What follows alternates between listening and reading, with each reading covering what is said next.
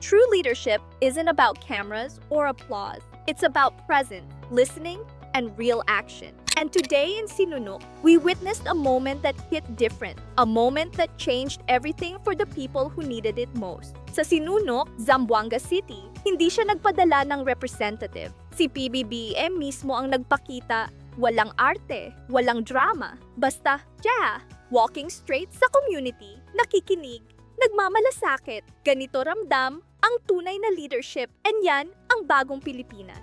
Welcome to Vera Shares, where stories meet life. Today's story is one of those moments na hindi mo lang napapanood, nararamdaman mo.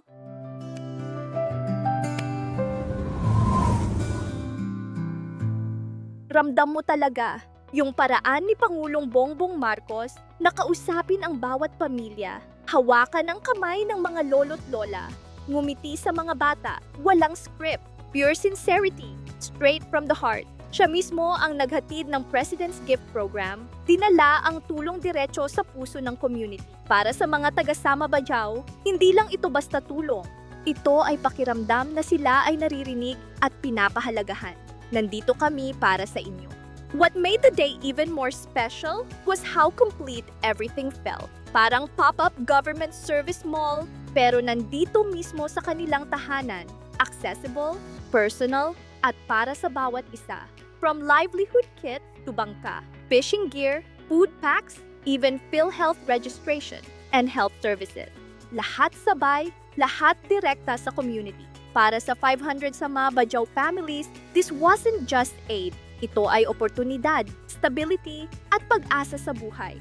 Pero guys, beyond the kit, beyond the aid, may mas malalim at mas makahulugang nangyari dito. Isang kwentong puno ng pag-asa at pagbabago.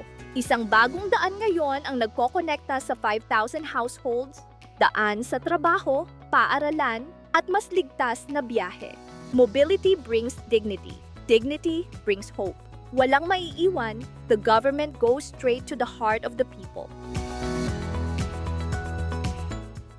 True leadership isn't about speeches. It's about being there. Today in Sinunok, we saw compassion in motion, action on the ground, and stories that matter. If stories like this make you believe in community, hope, and a government that truly cares, you're in the right place. This is Vera Shared, where real stories meet real life. Subscribe and join us as we celebrate moments that inspire, uplift, and matter